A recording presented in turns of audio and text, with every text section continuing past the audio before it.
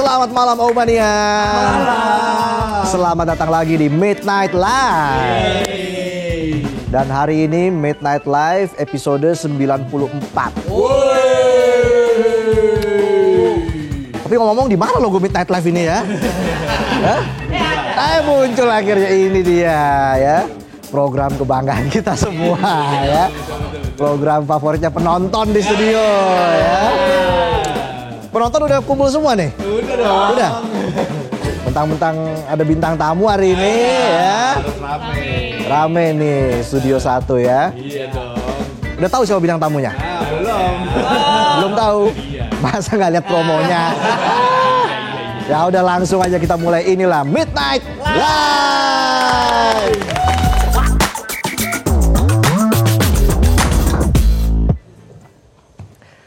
Setelah kemarin ramai soal berita reshuffle Kabinet Merah Putih, berita kita malam ini lagi-lagi kita disuguhi peristiwa memilukan. Di balik klaim kondisi ekonomi yang disebut baik-baik saja, ada tragedi yang menyayat hati. Seolah jadi pengingat pahit bahwa angka tidak selalu sejalan dengan realitas di lapangan. Angka-angka statistik seolah tidak berdaya menghadapi fakta bahwa ada nyawa-nyawa yang terperangkap dalam jurang kemiskinan. Kabar terbaru datang dari Bandung, Jawa Barat. Awal September 2025, seorang ibu muda berinisial EN ditemukan meninggal bersama 2 anaknya yang masih berusia 9 tahun dan 11 bulan. Faktor ekonomi diduga kuat jadi pemicu utama. Dalam surat wasiat yang ditemukan, EN menulis bahwa dia sudah tidak sanggup menghadapi tumpukan utang yang tidak kunjung usai. Mirisnya keresahan EN gagal ditangkap warga sekitar. EN pun memilih mengakhiri hidupnya di rumah kontrakan yang harga sewanya Rp350.000 per bulan. Bupati Bandung, Dadang Supriyatna, merespon tragedi ini dengan menginstruksikan camat dan kepala desa aktif meninjau kondisi warganya. Ia menegaskan pentingnya pendataan dan pemantauan warga yang rentan secara ekonomi dan sosial agar peristiwa yang menimpa EN dan kedua anaknya tidak lagi terulang. Sementara itu Gubernur Jawa Barat Deddy Mulyadi, sampai berita ini saya bacakan, belum memberikan pernyataan terkait tragedi ini. Yang pasti ini menjadi PR besar buat KDM. Karena berdasarkan data Badan Pusat Statistik, angka kemiskinan di Kabupaten Bandung mencapai 239.000 jiwa. Sementara jumlah penduduk miskin di Jawa Barat pada Maret 2025 mencapai 3,65 juta orang. Angka ini menyumbang 15,3% dari total jumlah penduduk miskin di Indonesia yang mencapai 23,85 juta orang. Yang membuat ironis, dengan angka penduduk miskin yang cukup tinggi, 120 anggota DPRD Jawa Barat masih saja mendapat tunjangan fantastis. Dalam 1 bulan, seorang anggota DPRD Jabar mendapatkan tunjangan perumahan dari 62 hingga 71 juta rupiah per bulan. Kalau dihitung setahun bisa sampai 800 juta buat tunjangan perumahan. Kalau penonton dapat 800 juta setahun mau buat apa ya? Mau buat apa? Kawin lagi? Gak bener deh. Padahal eksekutif produser yang ngomong nih, gak bener. Pengamat kebijakan publik Nandang Suherman menilai besaran tunjangan saat pengangguran dan kemiskinan membelit Jawa Barat sangatlah tidak wajar. Nanang pun menyebut angka fantastis ini tidak mencerminkan empati terhadap masyarakat yang sedang kesulitan ekonomi. Pengurus Gerakan Mahasiswa Nasional Indonesia Cabang Bandung, Muhammad Rafli Salam, menyoroti perlunya relokasi anggaran untuk kepentingan masyarakat luas. Ia mengusulkan agar tunjangan fantastis dialihkan untuk perbaikan fasilitas publik seperti asuransi pekerjaan, pendidikan, layanan kesehatan, dan perbaikan infrastruktur. Sementara itu, sosiolog Universitas Negeri Jakarta Saifuddin menyebut peristiwa ini sebagai cerminan kerentanan struktural dalam ekonomi rumah tangga, ketimpangan peran gender, serta lemahnya dukungan sosial dan kebijakan negara. Peristiwa ini bukan hanya tragedi personal, tapi efek dari sistem yang terasa tidak adil. Sosiolog Universitas Paramadina, Septa Dinata bahkan menilai tragedi EN adalah alarm keras bagi negara. Menurutnya masalah ekonomi bukan sekedar soal isi perut, tapi juga menyangkut kesehatan mental dan relasi keluarga. Dan negara seharusnya hadir lewat dukungan sosial yang nyata, bukan cuma janji manis. Kasus yang menimpa EN sebenarnya bukan pertama kali terjadi pada tahun ini. Seolah menjadi fenomena berulang yang tidak kunjung usai, beberapa kasus serupa juga muncul di beberapa daerah di Indonesia. Bulan Agustus lalu pasangan suami istri di Tulung Agung juga ditemukan meninggal dunia setelah menenggak racun. Diduga karena terhimpit utang yang menumpuk. Di bulan Februari seorang ibu muda di Bangkalan juga memilih jalan yang sama. Dan 1 bulan sebelumnya pada bulan Januari seorang ibu di Lubuk Linggau juga mengakhiri hidupnya setelah suaminya berbulan-bulan menganggur dan dililit utang. Semua kasus itu punya benang merah yang sama. Terjadi karena adanya beban ekonomi yang berat, rasa putus asa yang mendalam, dan hilangnya harapan akan masa depan yang lebih baik. Ini bukan sekedar tragedi personal yang bisa dilupakan, tapi gejala sosial yang jelas tidak bisa diabaikan. Sosiolog asal Prancis Pierre Bourdieu menyebut fenomena ini sebagai kekerasan simbolik. Ketika sistem membuat orang merasa gagal dan malu akan keadaannya, padahal kegagalan itu bukan karena mereka lemah, tapi karena aturan-aturan yang dibuat terlalu berat sebelah dan tidak memihak pada rakyat kecil.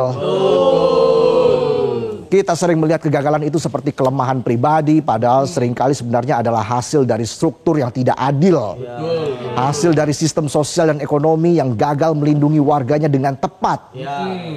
Ekonom dari Center of Economic and Law Studies atau CELIOS, Nailul Huda menambahkan bahwa penduduk Indonesia susah keluar dari jerat kemiskinan dan mencapai kehidupan yang layak. Apalagi dengan kondisi pendapatan yang stagnan atau bahkan semakin berkurang, tapi terus terkikis oleh harga kebutuhan pokok yang selalu meningkat. Iya tuh, betul. Akhirnya banyak keluarga yang terpaksa pakai uang tabungan untuk bertahan hidup. Dan ketika tabungan sudah habis dan tidak ada sumber dana lain, satu-satunya jalan adalah berutang. Yang justru menimbulkan masalah baru dan terjerat dalam lingkaran setan kemiskinan yang seolah tidak berujung. Di sisi lain ada yang lebih besar dari sekedar tragedi, yaitu struktur ekonomi yang membuat orang memilih untuk mengakhiri hidup. Biaya hidup meroket. Cari kerja, susah cari kerja ya. Sementara itu sistem pinjaman online semakin liar berkembang, memberi akses pada kredit cepat, tetapi tidak menghadirkan jaring pengaman sosial yang kokoh. Pemerintah sebenarnya punya anggaran besar untuk bantu rakyat lewat program bantuan sosial, bansos. Sayangnya pencatatan data warga miskin di Indonesia masih belum akurat, sehingga distribusi bantuan sosial seringkali salah sasaran. Sementara itu Menteri Keuangan baru, Purbaya Yudi Sadewa, terlihat sangat optimistis. Pengganti Sri Mulyani ini bilang dalam 2-3 bulan ke depan ekonomi Indonesia bakal kembali cerah. Indonesia cerah. Indonesia besar. Indonesia maju. Dia mengatakan target pertumbuhan 8% bakal dicapai bertahap dalam 2-3 tahun ke depan. Optimisme yang cukup meyakinkan. Kita tunggu aja ya. Semoga bukan sekedar kelakar yang malah bikin rakyat makin ambiar. Karena Bapak kelihatannya cukup jago ya. Katanya. Siap Bang Jago. Tragedi yang menimpa EN seharusnya jadi cermin bagi kita semua bahwa pertumbuhan ekonomi bukan cuma soal angka atau pemenuhan target, tapi soal realita di lapangan. Soal kehidupan nyata rakyat yang masih harus rela bergelap-gelapan karena uangnya hanya cukup untuk membeli sebungkus nasi tapi tidak cukup untuk membeli token listrik. Soal kehidupan nyata para orang tua yang rela kelaparan demi anaknya bisa mengemban pendidikan. Soal beban utang yang tidak pernah terselesaikan karena pendapatan yang terus tergerus. Negara harus hadir bukan sekedar lewat kata-kata dan janji. Tapi melalui kebijakan nyata yang bisa dirasakan di dapur-dapur sempit, di rumah kontrakan yang kecil, di sekolah, dan di pasar-pasar rakyat. Solidaritas sosial, dukungan keluarga, akses konseling, dan bantuan yang tepat sasaran bukanlah kemewahan tapi kebutuhan mendesak. Di satu sisi ada pejabat hedon dengan fasilitas berlimpah. Di sisi lain rakyat bertahan dengan sisa tabungan atau bahkan berutang. Kalau kita terus membiarkan kesenjangan ini ada, maka tragedi serupa akan terus berulang. Betul. Ini saatnya para elit mulai membangun sistem yang benar-benar adil dan manusiawi. Karena pertumbuhan ekonomi tanpa keadilan sosial hanyalah ilusi dan optimisme tanpa aksi nyata hanya akan menjadi janji manis yang tidak sampai ke rakyat. Ya, itulah sajian pembuka kami di Midnight Live. Kami masih punya berita lainnya. Dan tentunya kami punya bintang tamu hari ini. Ada Reza Radian akan hadir di Midnight Live. Udah gak sabar ya? Tumben sudah satu penuh ya. Biasa saya sendirian doang. Ya udah, kita jeda dulu, kami akan kembali saat lagi. Tetaplah di Midnight Live.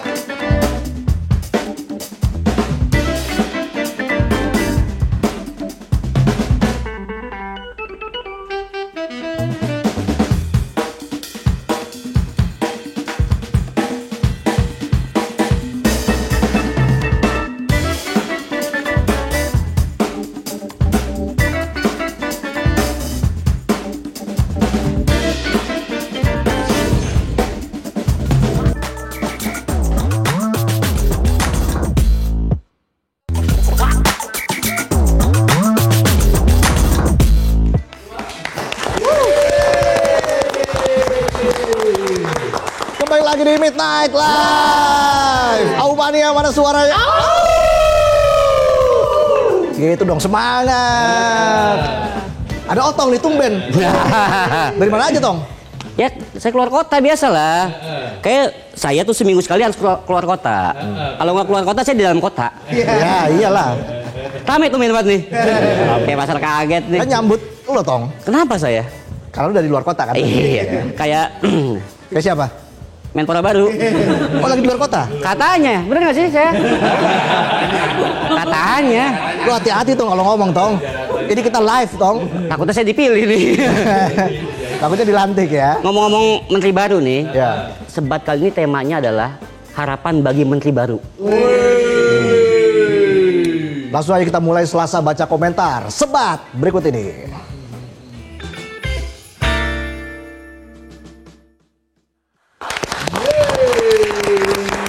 Wah, ini harapan Aumania kepada menteri baru. Iya, saya lihat dulu udah Ada banyak berapa nih. komen yang masuk, Tong? Wah, 60. 60 banyak juga ya? Banyak juga, Banyak. tapi kita pilih yang terbaik. Yang itu aja. Jangan dong, harus ada yang baru. Oh iya, yang baru Iya. dong.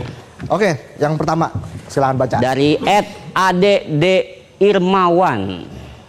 Semoga menteri baru bisa menemukan gebrakan baru demi Indonesia yang lebih maju dan terarah. Betul. Jangan sampai kebijakan menterinya ngestak mulu. Kayak gameplay Manchester City sampai sekarang muter-muter aja nggak menang-menang. Oh, iya. Berarti penggemar MU nih. City dong, tulin dong. Iya. Dihubungin sama bola Iya, ya. Ya udah, selanjutnya dari @du_risgunawan23. Walau sulit semoga bisa amanah. Amin. Ucapan dijaga. Betul. Nggak budek, dan kalau nggak bisa ngurus di masing-masing bidang sebaiknya mundur. Betul. Waduh. Bagus sih. Ya, ya. Susah dikomentarin ya. Udah langsung aja dah. Langsung Komentar aja. ketiga. Dari @alkautsar.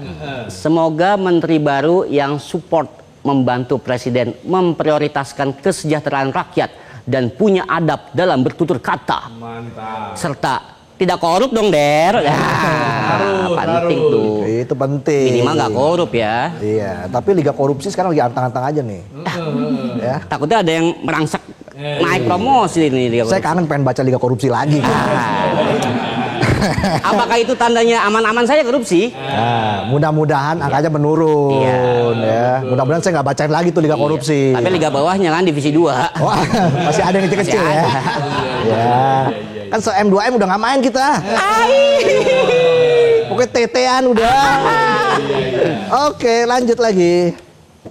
Saya? Anda dong. Oh, saya? Anda. Dari @thekk. Semoga menteri-menteri yang baru saja dilantik mampu menjalankan amanahnya dengan baik dan pokoknya jangan mata duitan. Kayak penonton mata duitan. Baru tanggal 9 udah habis rekening di saldo. Ada yang minjem gocap lah kita nih. Aduh. Lanjut Tong. Selanjutnya dari @dikala Anda menonton TV. Iya. Walaupun ini sulit, tapi setidaknya semoga bisa amanah. Tapi ingat, ucapan harus dijaga. Iya. Wajib didengar aspirasi dari masyarakat, sekaligus jangan gegabah. Lalu kalau nggak bisa ngurus di bidangnya, sebaiknya wajib mundur. Waduh. Sabar. Sabar. Oh, sabar. Thank you. Oke, dari @koirunaja. Harapan untuk semua menteri, baik yang baru maupun yang lama, bekerja secara profesional, mengedepankan kepentingan rakyat, bukan kepentingan partai politik atau kelompok tertentu. Harus. Mantap Khairun aja. Itu aja. Gitu aja lah ya. Lucu nggak lucu yang penting? Aman. Lanjut Tong. Selanjutnya dari @satrio_alfarizi 87. Harapannya gaji dan tunjangannya jangan berlebihan. Kalau masalah kinerja nggak berharap lebih, dah minimal nggak korupsi aja itu udah sebuah prestasi. Wah, Gitu ya. Nggak korupsi aja sebuah prestasi. Iya. Waduh. harus ada KPI padahal ya.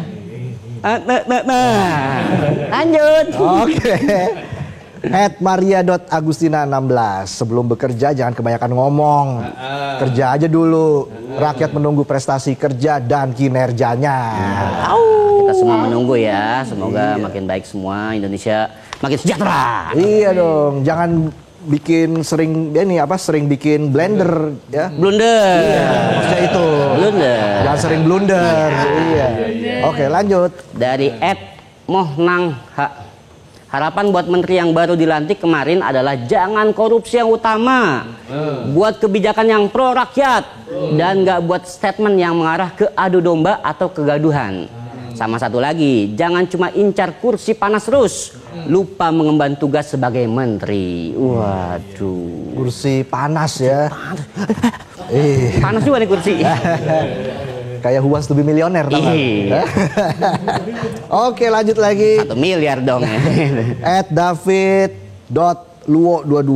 Semoga menteri baru kerja lebih baik, terus cara komunikasi dengan masyarakat bisa lebih baik dari sebelumnya. Jangan ucapkan kata-kata yang melukai hati masyarakat. Harus. Dan ketika membuat suatu kebijakan, tolong libatkan masyarakat, tanyakan pendapat masyarakat mengenai rencana kebijakan tersebut, apakah setuju atau tidak. Wah, Iya dong. panjang juga ya. Kan mereka karyawan kita. Oh iya. Kita bayar pajak. Iya. Oke, lanjut lagi. Dari @bagas_ramadan25. Lebih diperbanyak konkret dan kinerja baik dengan bisa kerja cepat, transparan, kompak, dan benar-benar menghadirkan kebijakan yang nyata dirasakan rakyat. Jangan penyalahgunaan kekuasaan apalagi korupsi. Selalu berhati-hati dalam sikap, adab, dan statement. Aspirasi masyarakat harus didengar betul. Dan yang paling terpenting, jabatan hanyalah sementara.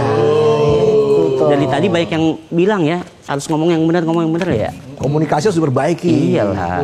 Dan apa tadi? Yang paling penting jabatan hanyalah sementara. Iyalah. Seperti kita nih hanya sementara toh. Iya sih. Nggak 12 habis. Iyalah. Kalau terus-terusan gimana? Oke, lanjut lagi. 7 hari puyeng ya. Kalau 7 hari minta live ya. Lo aja. Oke, dari @itsme.yan. Buat menteri baru yang baru dilantik, sekedar mengingatkan, jabatan ini bukan sekedar gelar atau privilege. Ini adalah amanah. Ingat, kekuasaan itu sementara, tapi jejak kebaikan akan dikenang selamanya. Cukup luruskan niat, luruskan kerja, luruskan hati, jangan korupsi dan jangan kolusi. Emang yang dikenang tuh yang baik-baik ya kan, akan abadi di mata masyarakat kan. Wah, ini dia baik nih kinerjanya. Betul, jabatan hanya sementara. Yang akan dikenang adalah prestasinya. Kalau selamanya cintaku ke istri aku. Ih. Standar sih. Boleh lah teh. Pokoknya apapun masalahnya hari ini, ingat, besok adalah tomorrow. Benar sih. Bodoh Lupakan amat. yang kemarin. Karena yang kemarin adalah yesterday. Baca deh nih. Oke deh. Dari omongan soal menteri, sekarang kita ada liputan soal milenial dan Gen Z. Banyak milenial dan Gen Z kini terjebak fenomena job hugging. Bertahan di pekerjaan yang tak lagi memuaskan demi aman di tengah biaya hidup tinggi dan pasar kerja yang makin ketat. Strategi bertahan hidup atau justru jebakan karir nih? Berikut laporannya Nurul Zenita dan juru kamera sahabat saya Dirhamzah Maulana.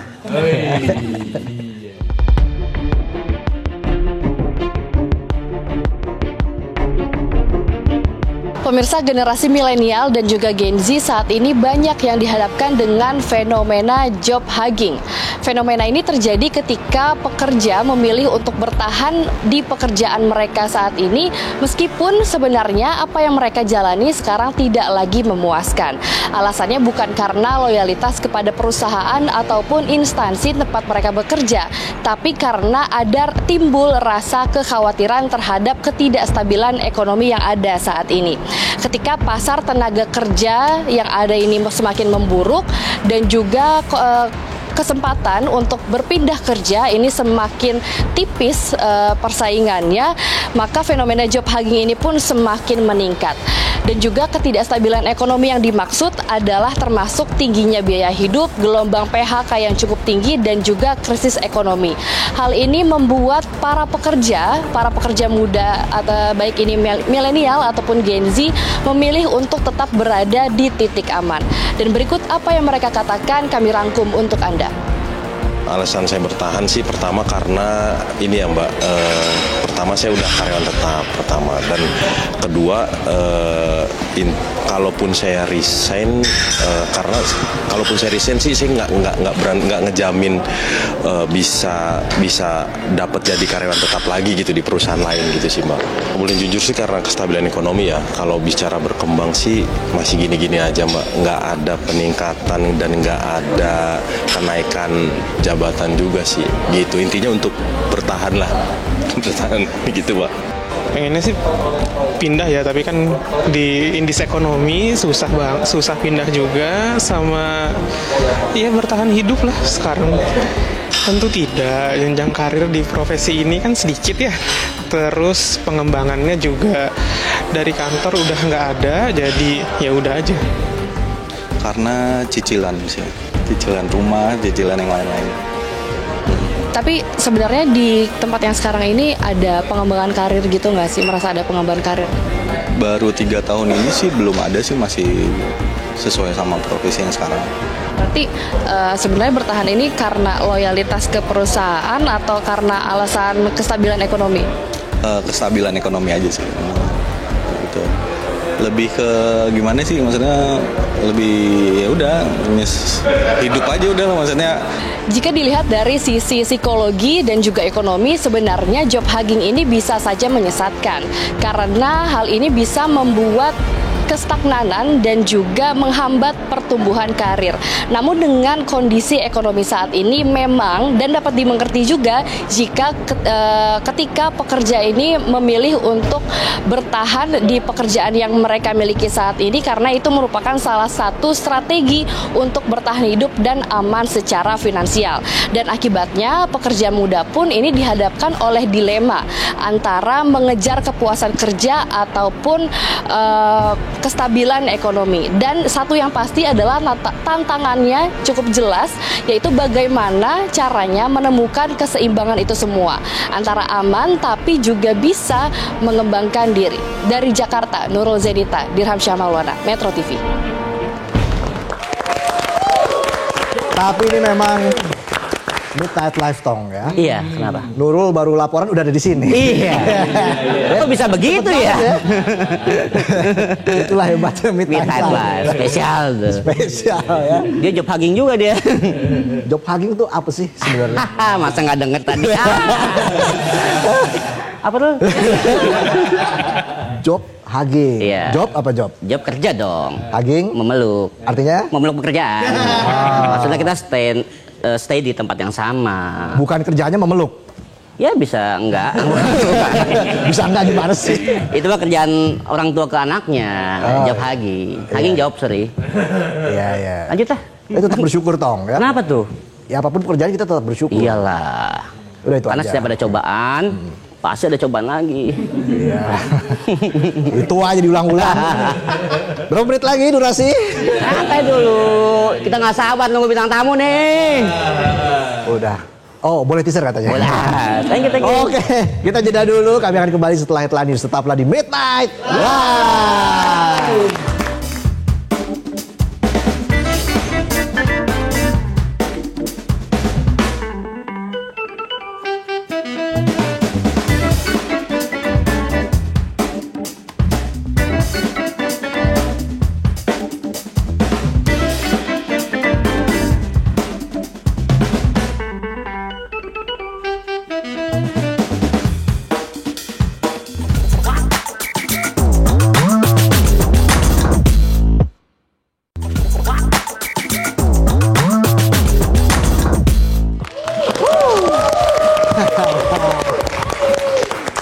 Kembali lagi di Midnight Live. Aumania mana suaranya? Makin malam makin rame ya Studio 1 ya. Nungguin siapa sih? Langsung saja kita sambut Reza Radian. Halo, apa kabar? Baik. Selamat datang di Terima kasih Midnight banyak. Live. Terima kasih banget banyak. fansnya. Yes, thank you. Halo, selamat malam semua. Silakan duduk Reza, kita kasih tepuk tangan lagi untuk Reza. Wow, kita akan ngobrol panjang lebar ini kali ini. Ini boleh diminum ya? Boleh dong. Oke. Kalau kau minum, aku minum juga ya. Oke, sebelum kita ngobrol lebih jauh lagi dengan Reza, kita akan baca komentar dari Aumania. Ya. Aumania, oke. Yang ternyata memang mereka tuh ngikutin Reza dari dulu, fans beratnya Reza. Amin. Ini pertanyaannya adalah film Reza Radian mana yang berkesan bagi Aumania dan kasih alasannya. Sudah ada beberapa pertanyaan yang masuk dan kita akan baca satu persatu ya. Oke. Mungkin yang pertama Reza bisa baca dulu komentar yang pertama nih, silakan. Komentar yang pertama @pansiles. Habibi Ainun Min ampe nangis nonton storynya kayak nangisin deadline tugas yang mepet. It's me Yan. Semua filmnya Om Reza Radian bagus, tapi Habibie Ainun punya tempat spesial di hati saya. Dia berhasil membawakan karakter seorang jenius yang puitis, romantis, dan nasionalis secara sempurna. Pokoknya the best dah. Wih, keren ya. Tapi sampai situ dulu nih ya. Oke. Kita baca dua komentar dulu nih. Ini menyoroti soal penampilan Reza di film Habibie Ainun. Saya setuju. Banyak yang bisa dikatakan dream scene ya. Kalau buat Reza sendiri dream scene di Habibie Ainun tuh seperti apa? Semuanya kah atau ada? Waduh, dream scene saya tuh kalau di Habibie Ainun agak berat, tapi mungkin salah satunya waktu Pak Habibie kehilangan ibu kali ya. Oke, ya. Dan kalau ditanya ke saya apa dream scene di Habibie Ainun ya? Stetoskop itu kamu rebus juga aku makan. Itu yang bikin terngiang-ngiang sampai sekarang. Beneran. Iya benar. Oke, lanjut lagi. Kita baca lagi Reza. Oke, @rubiaspek. Film Benyamin Biangkerok karena ngakak parah dan jokesnya dapet, tapi pembawaannya sebagai Benyamin menjiwai parah sih. Oke. @mfauzan_al24. Bagi saya yang paling berkesan itu film My Stupid Boss. Pokoknya laris manis deh, baik di sisi lawakannya maupun romantisnya. Last one @danis. Mas Aris senyum. It's my dream, Mas. It's my dream. Aku juga punya dream hari-hari ini. Apa itu? Dreamnya adalah pejabat publik semakin punya hati nurani. Oh. Setuju, itu sebenarnya dream semua orang. Iya kan? Ya. Iya. Harus punya empati, Betul. cara komunikasi yang lebih baik. Betul. Tapi Reza sendiri bagaimana melihat keadaan Indonesia akhir-akhir ini? Kalau optimis harus terlalu optimis. Ya, melihat Indonesia hari ini dan ke depan, aku selalu optimis gitu. Tapi tentu banyak catatan-catatan gitu ya. Dan kalau ngelihat kondisi sekarang di beberapa hal cukup menjadi concern yang besar gitu ya, karena ada beberapa hal yang sedang banyak dikoreksi, perlu banyak perbaikan. Tapi balik lagi sih, yang paling mendasar adalah semoga kita tidak hanya berbicara berdasarkan apa yang kita pikir, tapi apa yang betul-betul bisa kita rasakan gitu. Itu Berbicara dengan hati, ajak ngobrol lagi diri sendiri, kontemplasi lagi kira-kira cara-cara apa yang efektif untuk berkomunikasi dengan lebih baik, kebijakan apa yang mesti diambil dan lain-lain yang tentunya memikirkan masyarakat dan kemaslahatan banyak umat. Oh, oke, keren. Ada kemungkinan mungkin Reza nanti akan berperan di film-film selanjutnya sebagai politisi atau sebagai apa gitu. Kalau berperan kayaknya seru juga ya. Iya kan? Kayaknya boleh deh. Belum pernah tuh berperan sebagai anggota dewan. Nah, iya. punya tunjangan yang melimpah. Wah.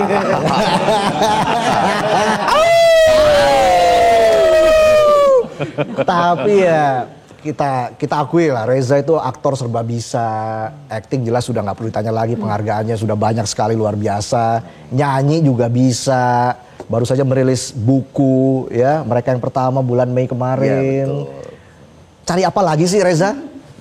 Cari makna dalam hidup. Dalam sekali. Cari makna dalam Dalam hidup. ya. Kan pencarian makna itu adalah cerita tanpa akhir. Iya. Iya kan, mencari makna dalam kehidupan itu adalah proses panjang. Apa yang membuat kamu saat ini masih merasa belum menemukan makna yang kamu cari itu? Karena makna itu selalu bertumbuh pada setiap perjalanan waktu. Jadi nggak pernah ya makna tahun ini berbeda dengan makna tahun berikutnya atau tahun sebelumnya. Gitu. Jadi pencarian makna itu adalah proses tanpa henti gitu. Di titik sekarang ini apa yang bikin kamu merasa paling puas? Kalau paling puas, jujur aja nggak bisa jawab, tapi banyak hal yang sangat disyukuri. Gitu. Bahwa tahun ini bisa berefleksi dalam perjalanan 20 tahun berkarya sebagai aktor. Ya, wow. Melahirkan buku, kemudian melahirkan film sebagai seorang sutradara, debut gitu ya. Menurutku mungkin itu sesuatu yang baru dan rasanya sih sekarang ini lebih banyak mensyukuri banyak hal ya. Oke, jadi lebih banyak bersyukur. Hanya bisa ya at the end of the day mensyukuri dan mensyukuri dan mensyukuri. Gitu. Tapi ada nggak ambisi yang ingin kamu cari lagi atau mimpi besar yang mungkin ke depan? Oh banyak, tapi salah satunya aku percaya kalau ada satu mimpi yang ingin diwujudkan, konsisten dulu aja di situ. Sekarang ini fokusnya ingin semoga bisa melahirkan film berikutnya ya fokus aja dulu sambil tetap berkesenian di seni peran. Oke, jadi kamu lebih step by step ya, pikirin dulu apa yang di depan mata. One day at a time. One day at a time, itu dia. Jadi nggak buru-buru. Jangan buru-buru ya. Satu-satu gitu, satu-satu. Karena lebih lebih bersyukur, lebih ikhlas juga atau seperti apa yang kamu rasakan?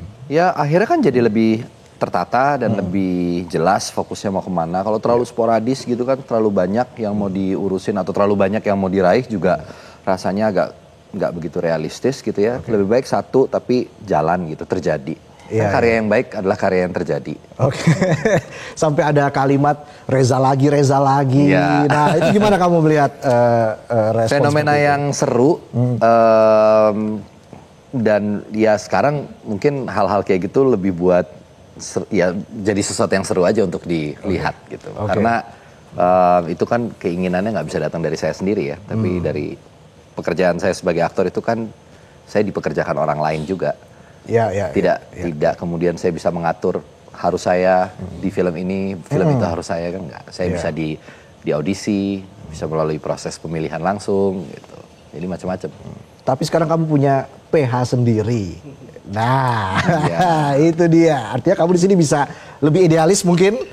Bisa mengatur segalanya. Lebih punya ruang baru untuk bertumbuh kali ya. Karena kan di Gambar Gerak di perusahaan film kami bersama Arya Ibrahim selaku produser. Ya ini perusahaan bersama yang mudah-mudahan terus bisa maju ke depannya gitu. Amin. Dan memulai dari hal-hal yang yaitu tadi one step at a time. Kita mulai dengan satu film yang mudah-mudahan bisa berjalan baik. Dan filmnya adalah film Pangku. Yang akan rilis, akan tayang perdana pada 6 November mendatang. 6 November, betul sekali. Gimana, nervous, deg-degan? Nervous, deg-degan, kemudian karena judulnya Pangku itu kan sangat kontekstual dengan berbagai macam hal ya. Yang memangku tuh macam-macam. Ada seorang ibu memangku anaknya, ada seseorang yang memangku jabatan, ada seseorang yang mematikan seseorang lainnya lewat sebuah pangkuan, gitu kan macam-macam. Jadi makna pangku itu kan luas gitu ya. Ya deg-degan sih, deg-degan, tapi excited ya deg-degannya maksudnya in a good way. Karena ini debut kamu sebagai sutradara, gitu. Pasti tantangannya berbeda ketika menjadi aktor dan menjadi seorang sutradara. Ya kompleksitasnya beda ya. Karena kan sebagai director mungkin banyak aspek yang harus dipikirkan. Tapi ya sebagai ruang berkarya, menurutku ini ruang berkarya yang memberikan aku kesempatan untuk punya ruang baru untuk bertumbuh, untuk berproses secara kreatif gitu. Jadi ada hal yang kembali menyemangati gitu. Ada semangat baru. Oke. Nah, kita akan bahas lebih jauh lagi soal film Pangku ini, tapi kita harus jeda dulu. Kami akan kembali saat lagi masih bersama Reza Radian pastinya di sini. Kita jeda dulu, kami akan kembali saat lagi. Tetaplah di Midnight Live.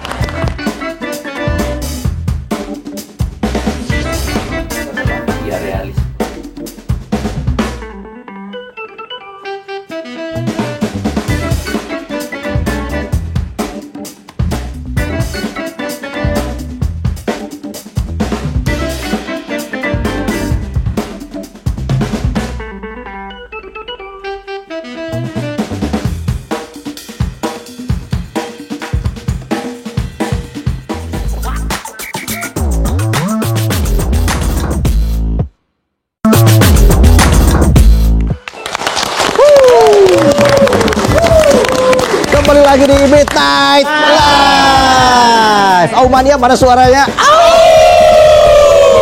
Kita masih ngobrol bersama Reza Radian. Kita bicara soal film Pangku lebih dalam lagi, ya. Karena tadi Reza bilang memang cukup nervous ya karena nih. Iyalah karya perdana. Iya, sebagai sutradara, debut sebagai sutradara, film perdana untuk PH-nya Reza, Gambar Gerak ya. Tapi sebelum kita bahas film Pangku lebih dalam lagi, kita lihat official teasernya berikut ini.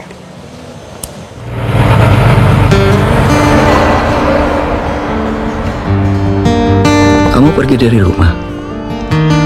Apa diusir? 1998. Nama orang tua? Saya, Sartika Puspita. Bapaknya, Bu? Ribuan kilo jalan yang kau tempuh, lewati rintang untuk aku anakmu. Ibuku sayang masih terus berjalan, walau tapak kaki penuh darah, penuh nanah. Ibu suka lihat ibu pangku-pangku.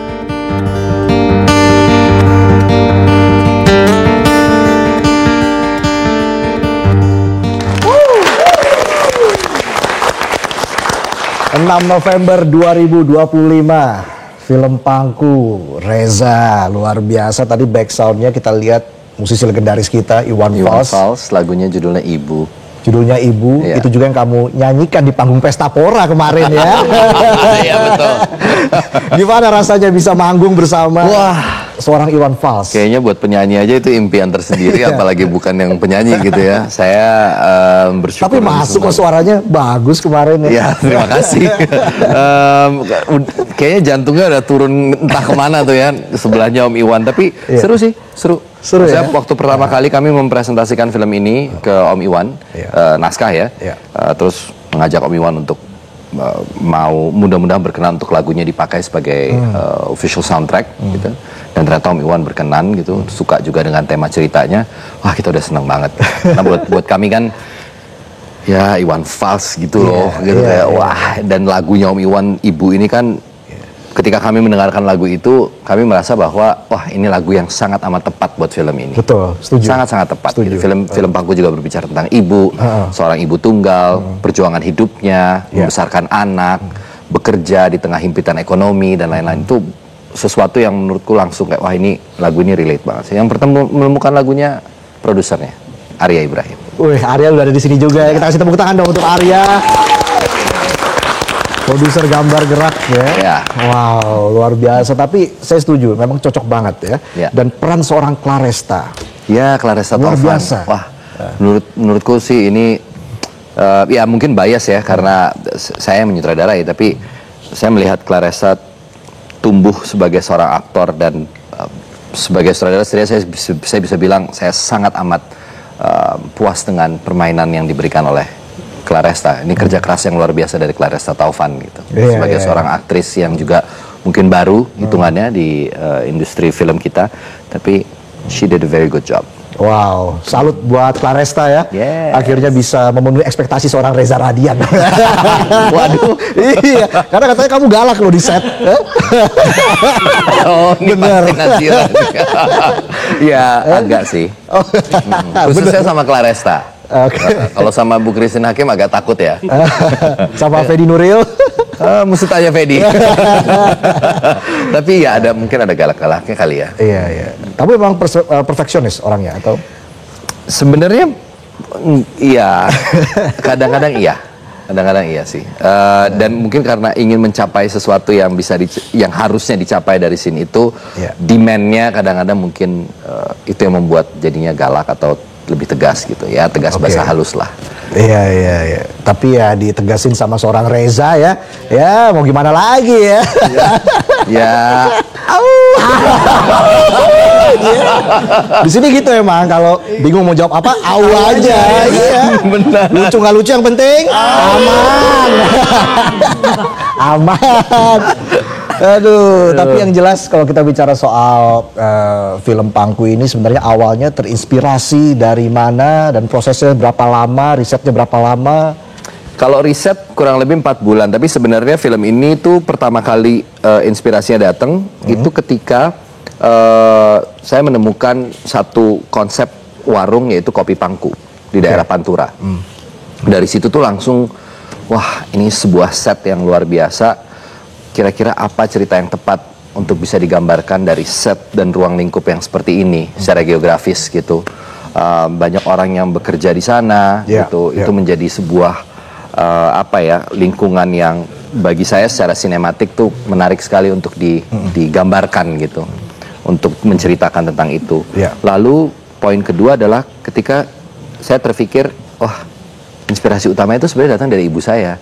Sebagai seseorang anak yang dibesarkan dengan orang tua tunggal, saya merasa banyak sekali hal yang saya terinspirasi dari ibu saya. Kerja kerasnya, perjuangannya sebagai seorang ibu, membesarkan anak, dan itu kan bukan pekerjaan mudah, gitu ya, seorang diri gitu ya, sendirian.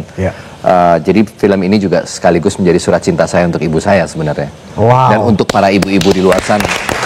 Karena buat saya perempuan itu punya satu hal yang luar biasa hebat dari sekian banyak hal-hal hebat, tapi untuk seorang perempuan bekerja, mengurus keluarga, perannya itu ganda, dan itu harus dijalankan dengan semaksimal mungkin gitu. Itu bukan hal mudah gitu. Jadi buat saya itu kayak sesuatu yang wah, mudah-mudahan ini bisa jadi surat cinta untuk para ibu, para pejuang, ibu-ibu pejuang di luar sana, para perempuan yang berjibaku dengan pekerjaan mereka, tapi juga harus mengurus anak, harus memberikan perhatian bagi keluarga, hal-hal yang domestik tetap harus dilakukan. Buat saya itu luar biasa sih. Dan ini mudah-mudahan jadi surat cinta yang indah buat para perempuan. Luar biasa. Cukup relate sebenarnya dengan kondisi saat ini ya. Iya, susah cari pekerjaan, kondisi ekonomi sulit, ya. Lapangan pekerjaan juga mungkin ya lebih banyak lapangan pedal kali ya. Iya. Jadi benar juga. mungkin kan mungkin. Jadi memang masih relate dengan keadaan ekonomi saat ini yang cukup sulit bagi sebagian orang ya, bagi saudara-saudara kita. Dan kamu juga menulis naskah. Ikut menulis naskah ya bersama Felix Nesi, betul. Ya. Wow. Menulis skenarionya. Itu gimana prosesnya? Ya dengan riset yang ada, mencoba meng-create sebuah cerita berdasarkan tokoh utama Sartika yang diperankan Claresta, kemudian bagaimana perjalanan dia throughout the film gitu ya. Ya proses kreatif yang based on research di Pantura, di lingkungan Kopi Pangku, tapi juga sebenarnya film ini mau ngomongin apa. Nah itu ide yang kemudian kita obrolin bersama, kita godok bersama gitu. Bahwa saya hanya mau ngomongin tentang this is a slice of life. Ini adalah potret kehidupan yang mungkin dirasakan oleh banyak orang tapi tidak sepenuhnya sering diceritakan gitu. Mereka yang mungkin dianggap marginalized gitu ya, kehidupannya terpinggirkan oleh keadaan ekonomi. Tidak banyak dilirik, tidak banyak terlalu dibicarakan. Tapi kita nggak menjual kesedihannya justru, tapi optimisme hidup mereka. Bahwa di tengah himpitan ekonomi, di tengah himpitan zaman, karena settingnya kan tahun 98 gitu ya. Saya terinspirasi justru melihat kehidupan mereka tuh karena mereka tuh tetap ada optimisme. Dan tidak membuat posisi mereka untuk minta dikasihani, tapi ya ini perjuangan mas. Gitu. Kalau saya ajak ngobrol gitu ya kita hanya kerja mas. Tapi mungkin pekerjaan kami bukan pekerjaan yang dianggap layak oleh sebagian orang, tapi kami nggak punya pilihan lain. Saat ini memang hanya ini yang bisa kami kerjakan, ya kami jalankan. Dan ujungnya untuk bertahan hidup aja. Bersyukur. Iya, hanya mereka mensyukuri aja. Ya ini setidaknya kami bisa menyekolahkan anak, bisa hidup, bisa taruh makanan di meja makan. Ya udah. Jadi kadang-kadang itu bikin saya refleksi balik gitu bahwa wow, dari orang-orang ini aja saya bisa belajar bahwa ya masih ada optimisme itu gitu. Iya, dan kita juga harus lebih bersyukur atau mensyukuri hal-hal yang sebenarnya lebih apa ya, hal-hal yang lebih kecil ya. Mensyukuri hal-hal yang ya apapun itu. Jadi kalau nggak ada pun tunjangan-tunjangan nggak ada masalah. Iya. Karena gaji gede ya kan. Iya. Aman gitu loh. Masa nggak akan bisa sampai nggak bisa naruh makan di meja kan? Nggak dong. Hebatnya lagi film Pangku justru akan tayang perdana terlebih dahulu secara internasional di ajang Busan International Film Festival. Wow, kabarnya juga bahkan juga akan ikut berkompetisi di program Vision Asia. Bagaimana rasanya, Mas Reza? Film pertama sudah diakui internasional. Jawabannya sangat bersyukur, dan ini kan salah satu festival yang penting di Asia ya, di kawasan Asia khususnya gitu. Dan Busan menjadi platform pertama kami untuk bisa menayangkan film ini kepada publik gitu, secara umum di sebuah festival yang saya juga nggak pernah membayangkan bahwa Pangku bisa ada di sana di dalam Vision sectionnya.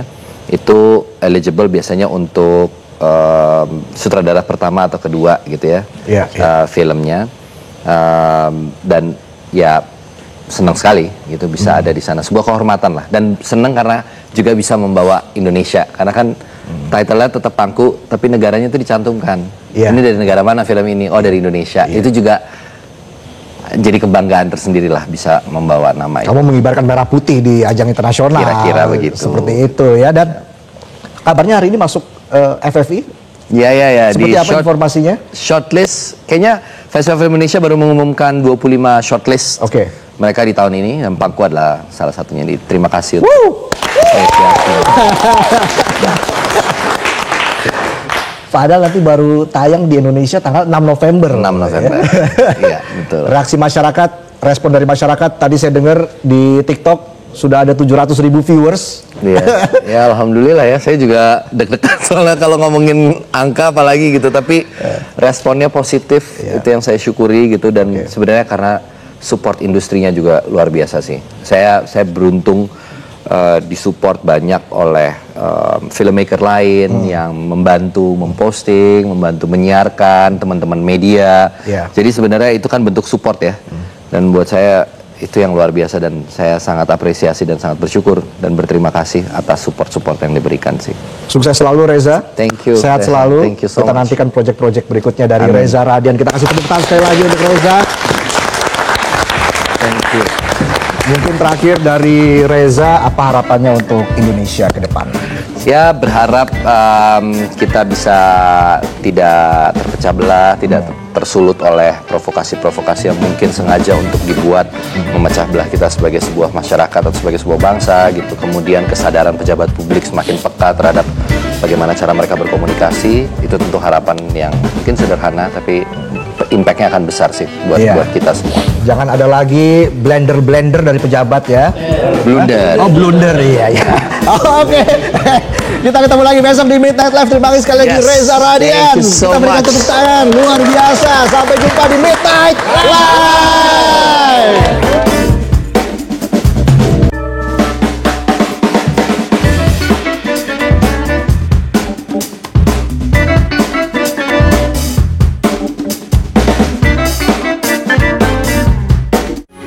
Metro TV